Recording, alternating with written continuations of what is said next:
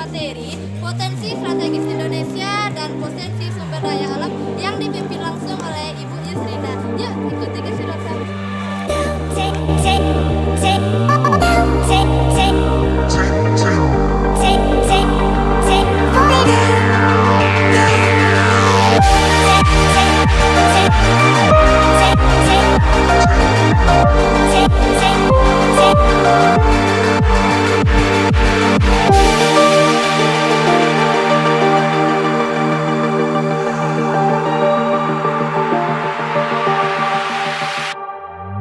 Letak Indonesia secara astronomi. Indonesia berada di antara 6 derajat lintang utara sampai 11 derajat lintang selatan dan 95 derajat bujur timur sampai 141 derajat bujur timur. Batas wilayah Indonesia sebagai berikut. 1. Batas wilayah utara di 6 derajat 8 lintang utara adalah Pulau W atau pulau paling utara di Provinsi Negeri Aceh Darussalam.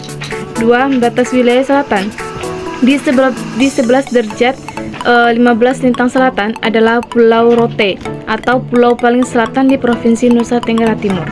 3. Batas wilayah selat barat atau pada 95 derajat 45 bujur timur adalah Pulau Benggala atau pulau paling barat di Provinsi Negeri Aceh Darussalam. 4. Batas wilayah timur pada 141 derajat 5 bujur timur adalah Sungai Fli atau sungai yang berada di kota Merauke, Provinsi Papua. Letak Indonesia berdasarkan garis lintang dan garis bujur merupakan wujud letak astronomi. Letak astronomis disebut juga letak absolut. Letak absolut mengidentifikasikan setiap lokasi sebagai titik melalui ukuran bujur dan lintang. Ukuran tersebut memiliki satuan derajat Celcius dan diaplikasikan dalam sistem grid matematis. Letak astronomis berarti suatu wilayah berdasarkan sistem koordinat atau garis bujur dan garis lintang.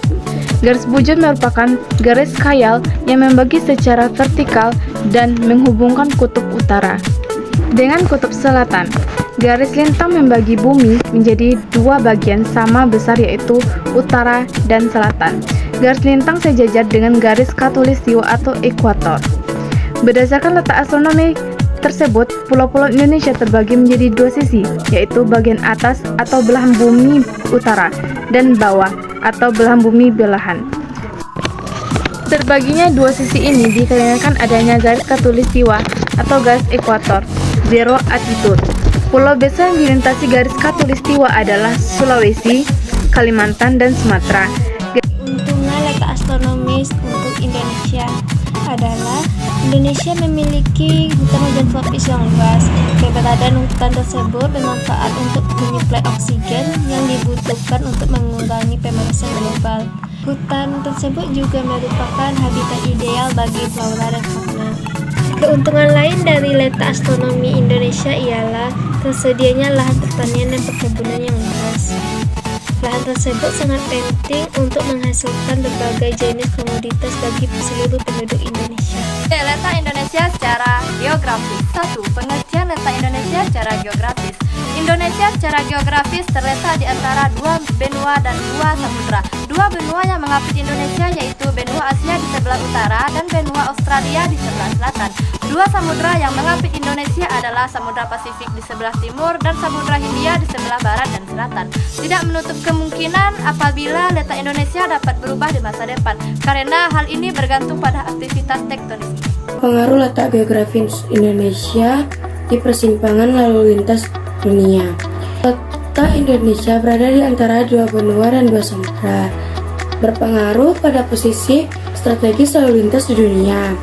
Indonesia berada pada jalur siang, lalu lintas pelayaran, dan perdagangan dunia.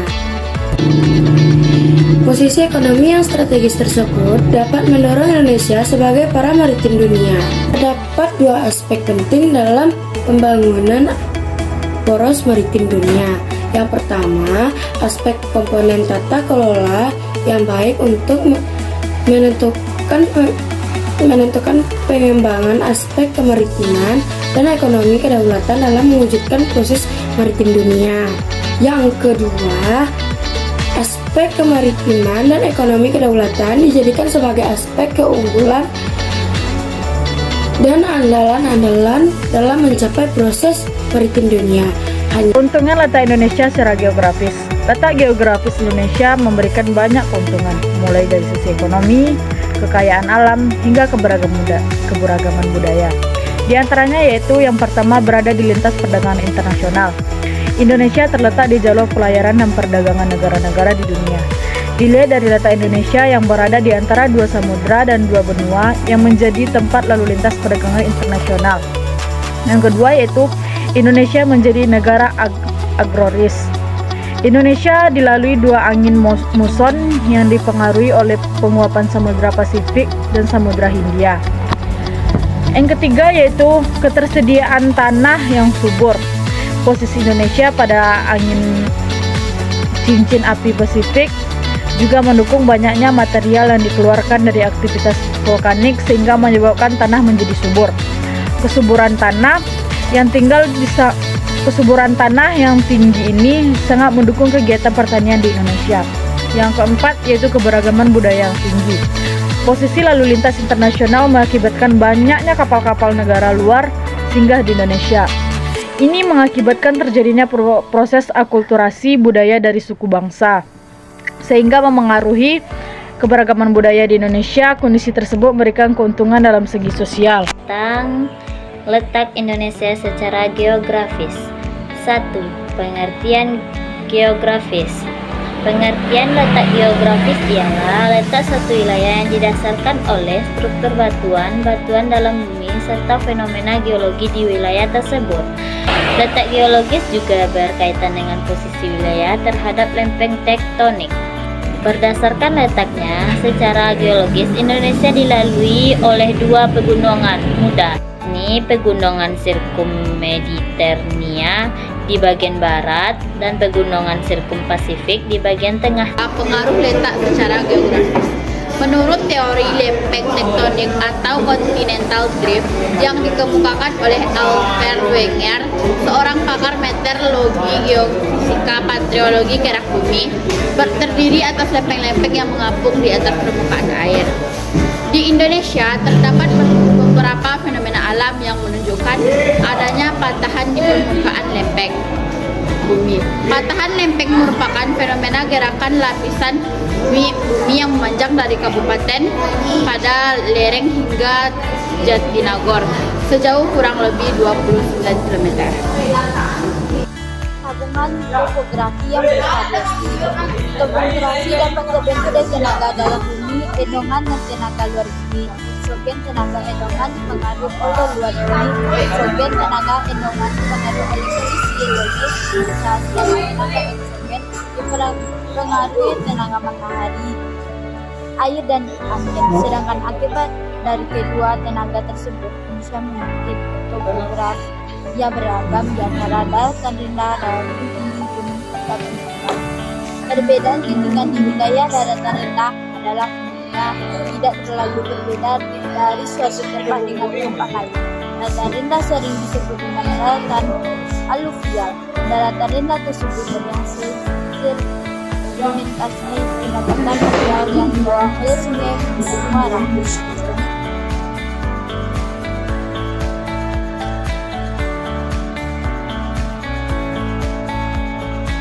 3. Pengelolaan potensi geografis Indonesia. Aspek geografis Indonesia dapat memengaruhi potensi sumber daya di Indonesia. Tak hanya itu, aspek geografis juga menjadi Indonesia memiliki potensi sumber daya laut dan darat yang perlu dikelola dengan baik. Pemanfaat sumber daya alam yang baik mengurangi risiko kerusakan lingkungan. Indonesia memiliki potensi alam dalam bidang pertanian yang tinggi potensi.